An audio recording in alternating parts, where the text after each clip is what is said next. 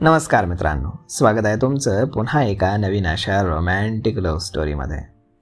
तर मग चला सुरुवात करूयात आजच्या भागाला. आर्या तिच्या बेडरूममध्ये होती. तिच्या डोक्यामध्ये सतत तेच विचार होते. शर्विलला खरंच त्याच्या आजी आजोबांबद्दल काहीच माहीत नसेल का? आंटीनं त्यांच्याशी नातं का ठेवलं नाही? कुणाला विचारू मी हे सगळं? आम्हीला काही माहीत असेल का? नाही, त्यांना कदाचित माहीत नसेल. त्या तर शर्विलचे वडील गेल्यावरती या घरात आल्यात.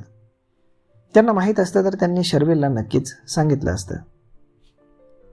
हां, नानूंना सगळं माहीत असेल. मी विचारते त्यांना, पण ते बिचारे बोलू शकत नाहीत. ओ गॉड, हा गुंता इतका वाढत चाललाय ना. मी नानूला विचारते, काही ना काहीतरी कळेलच. असं स्वतःशी बोलून ती नानूकडे गेली. जॅकी सोबतच होता. नानू. आर्या त्यांच्या बेडरूममध्ये आली तर ते व्हीलचेअरवरती बसलेले होते. काय करताय? अजून माझे व्हिडिओ पाहताय? ती हसत बोलली आणि तेही हसले. तेवढाच तर एक टाइमपास होता त्यांच्यासाठी. ते जॅकीला पाहत होते. घाबरू नका, तो काही करणार नाही. तुम्ही टच करून पहा, असं म्हणून तिनं त्यांचा हात हातात घेतला आणि जॅकीच्या डोक्यावरनं फिरवला. खूप छान वाटलं त्यांना आणि जॅकी देखील शेपूट हलवत होता. प्राण्यांना प्रेमाची भाषा कळते. जॅकी, आता नानू पण तुझे फ्रेंड येता? ती जॅकीला बोलली आणि त्याने लगेच त्याचा पंजा नानूच्या हातावर ठेवला. म्हणजे त्याला जसं की असं म्हणायचं होतं की आपण फ्रेंड्स आहोत. गुड बॉय, आर्या हसत बोलली. नानू, मला तुम्हाला काहीतरी विचारायचं आहे. विचारू? त्यांनी हसरे डोळे केले आणि ती काय ते समजून गेली. शर्विलच्या बाबांचे आई वडील आहेत का?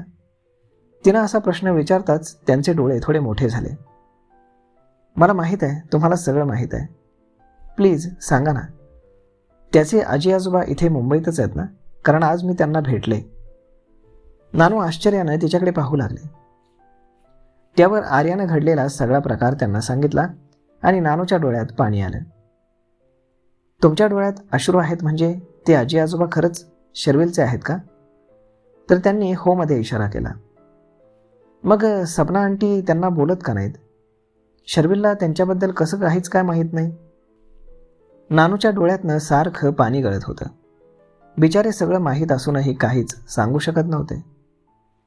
व्हॉट द हेल, हा डॉग कुणी आणलाय? बाहेरनं तेवढ्यात सपनाच्या ओरडण्याचा आवाज आला.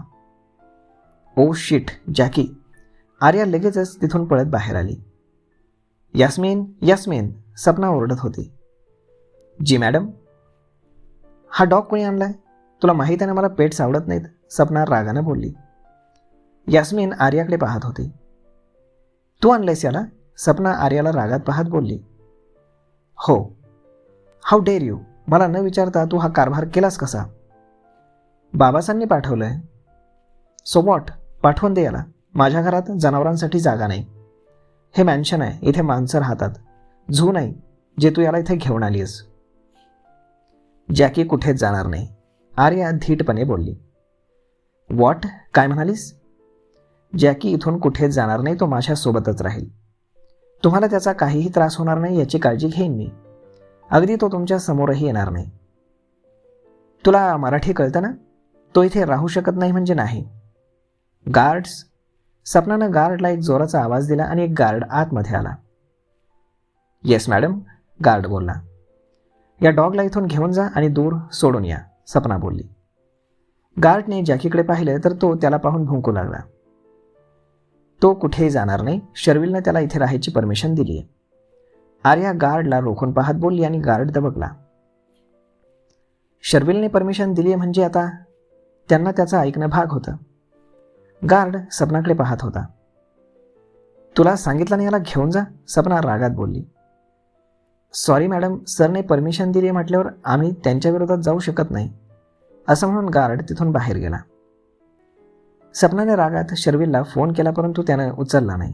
तो बिझी होता, कामासाठी बाहेर गेला होता. हा बाहेर कसा जात नाही ते पाहतेच मी, सपना असं म्हणत जॅकीकडे रागानं पाहू लागली. ती त्याला हाकलत होती आणि जॅकी तिच्यावर भुंकत होता. एक क्षण तर असा आला की जॅकीने तिचा पदर तोंडात धरून ओढला आणि सपना घाबरली. Jackie, Jackie stop. आर्यानं त्याला शांत केलं. आंटी, मला माहीत आहे तुम्हाला पेट्स आवडत नाहीत.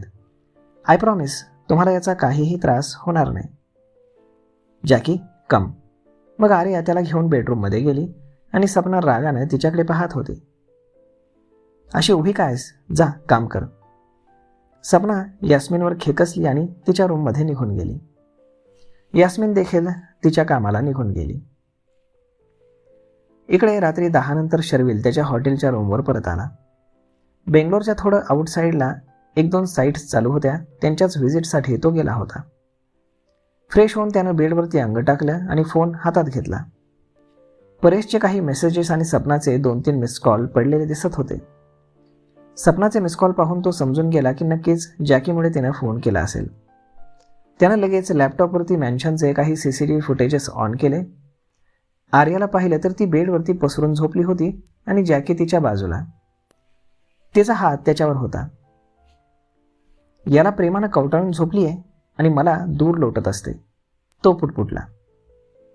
तू तिच्याशी किती वाईट वागलायस, ती कशी तुला प्रेमानं बिलगून झोपेल? त्याचं मन त्याला बोललं. ती जवळ नाही झोपली तरी तू ऐकतोस का? तिला जबरदस्ती कुशीत घेऊन झोपतोसच ना? त्याचं दुसरं मन लगेच बोललं आणि तो हसला.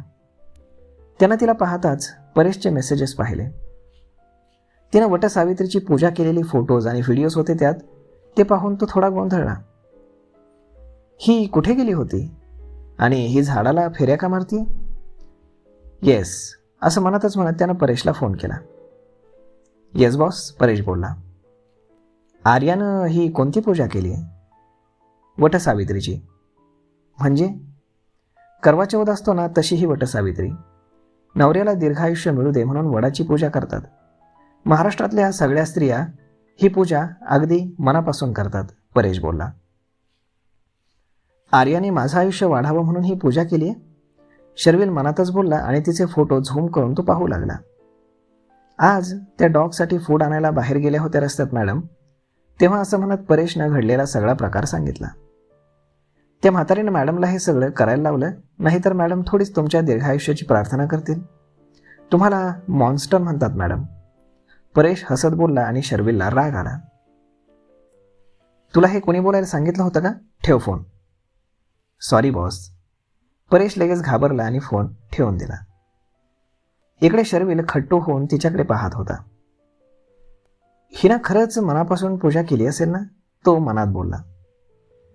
अजिबात नाही, मला तर वाटतं तू तिच्या आयुष्यातून लवकर जावा म्हणून ती नक्कीच म्हणाली असेल, पहिलं मन बोललं. अरे असं काही नाही, ती या बाबतीत फार इमोशनल आहे, तुझ्यावर फार प्रेम करते, अशी प्रार्थना करेल, दुसरं मन बोललं. येस, ती माझ्यावरती फार प्रेम करते. ते तर मी तिच्याशी वाईट वागलो म्हणून ती ते प्रेम दाखवत नाहीये. तिनं नक्कीच माझ्या दीर्घायुष्याची प्रार्थना केली असेल, शर्विल बोलला आणि तिला पाहत होता. तर मग मित्रांनो, आजचा हा भाग आपण इथेच थांबूयात. परंतु तुम्हाला आजचा भाग, ही लव्ह स्टोरी कशी वाटते हे तुम्ही आम्हाला कमेंट करून नक्कीच सांगा. आणि जर आवडत असेल तर आपल्या जवळच्या मित्रमंडळींसोबत देखील हा व्हिडिओ तुम्ही शेअर करायला विसरू नका. धन्यवाद.